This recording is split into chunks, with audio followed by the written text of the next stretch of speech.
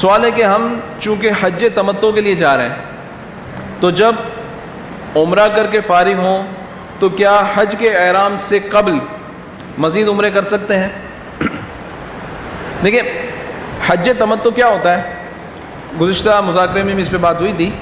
حج تمتع یہ ہوتا ہے کہ آفاقی جو ہم ہوتے ہیں، یعنی میقات سے باہر رہتے ہیں، جو وہ جگہیں جہاں سے احرام مکہ مکرمہ میں داخلے کا جس کی نیت ہو تو اس کے لیے میقات سے گزرتے ہوئے احرام لازمی ہے۔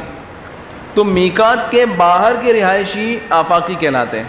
آفاقی شخص جب حج تمتع کے لیے جاتا ہے تو تمتع کے معنی یہ ہے کہ وہ عمرے کا احرام پہن کے جاتا ہے، عمرہ کر کے احرام کی پابندیوں سے فارغ ہونے کے بعد احرام کی پابندیوں سے آزاد ہو جاتا ہے۔ حلق کرانے کے بعد طواف کر لیا، صفا مروہ کی صحیح کر لی، حلق کرانے کے بعد یا قصر کرانے کے بعد اب وہ احرام سے فارغ ہو گیا، احرام اس کا کھل جاتا ہے۔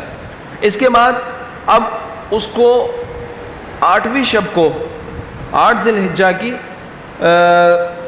سے جو ہے اسے وقوف منی کرنا ہے۔ اس کے لیے وہ 8ویں شب کو حج کا احرام دوبارہ باندھتا ہے۔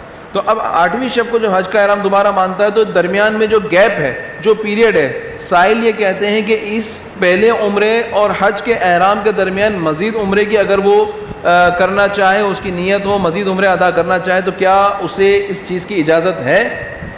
تو جی ہاں، اس کی بالکل اجازت ہے، کر سکتے ہیں، بلکہ زیادہ عمرے کرنے پر احادیث طیبہ میں فضائل بھی وارد ہیں۔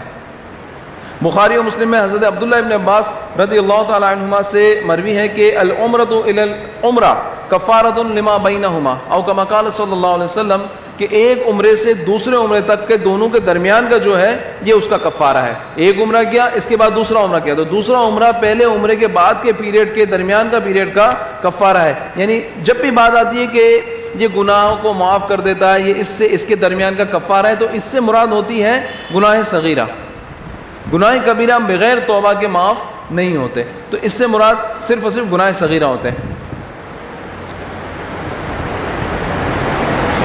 ملا رحمت نے منسک کبیر میں روایت نقل کی ہے کہ 3 عمرے ایک حج کی مثل ہے، یعنی ثواب میں، اور ایک روایت میں ہے کہ 2 عمرے ایک حج کی مثل ہے۔ تو جتنے زیادہ عمرے کر سکتا ہے اسے عمرے ادا کرنے چاہیے، اس کی بڑی فضیلت اور سعادت کی بات ہے۔ واللہ تعالی اعلم بالصواب۔